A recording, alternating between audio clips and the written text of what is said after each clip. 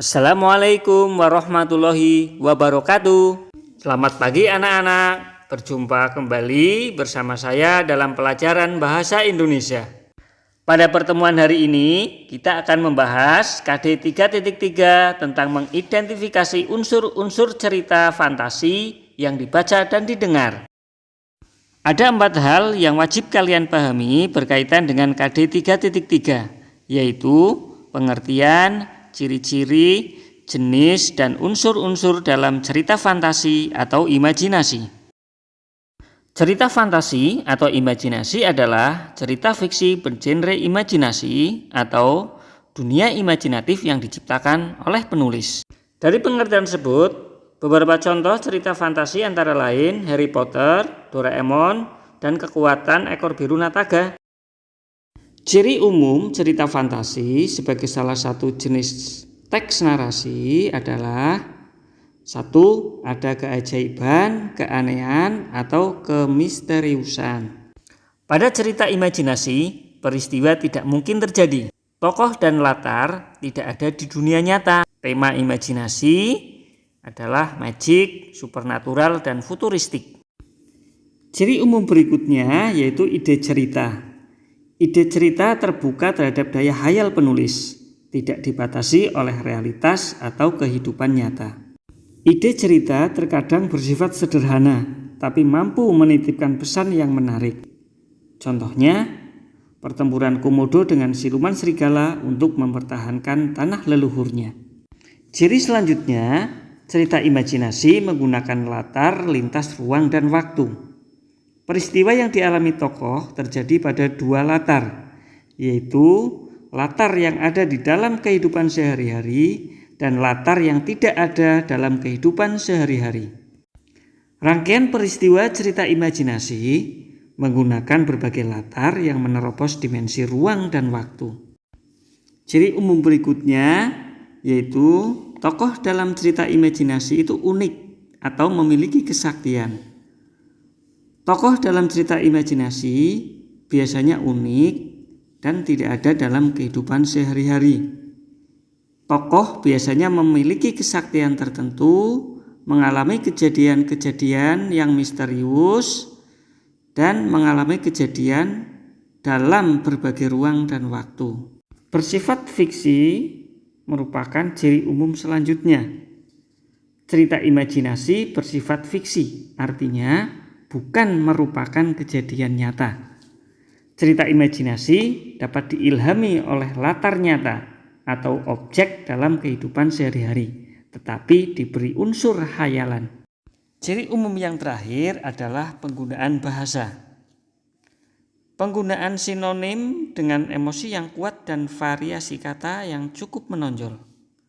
Bahasa yang digunakan variatif, ekspresif, dan menggunakan ragam percakapan sehari-hari. Berdasarkan latar cerita, cerita fantasi dibedakan menjadi 2 kategori, yaitu latar lintas waktu dan latar waktu sezaman. Latar sezaman berarti latar yang digunakan satu masa, misalnya fantasi masa kini, fantasi masa lampau, atau fantasi masa yang akan datang.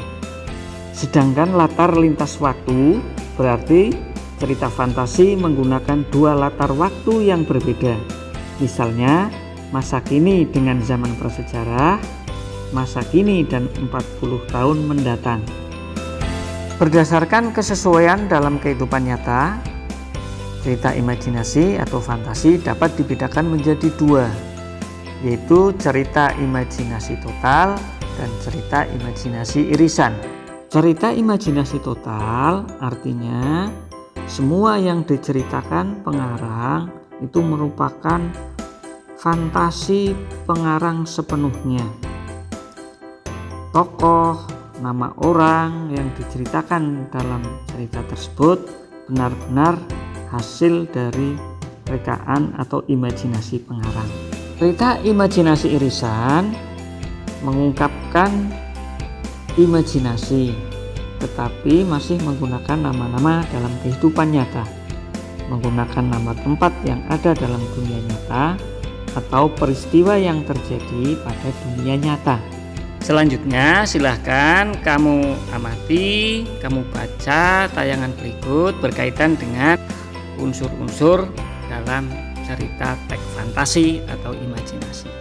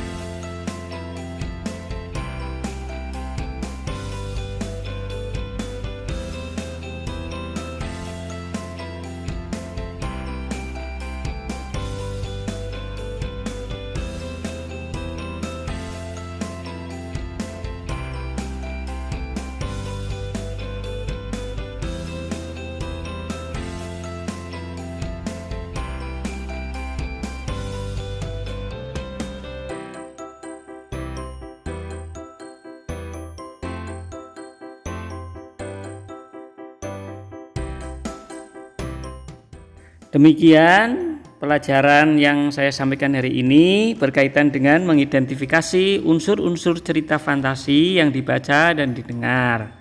Mudah-mudahan bermanfaat dan dimudahkan dalam memahami materi yang saya sampaikan. Sampai berjumpa lagi pada pertemuan berikutnya. Assalamualaikum warahmatullahi wabarakatuh.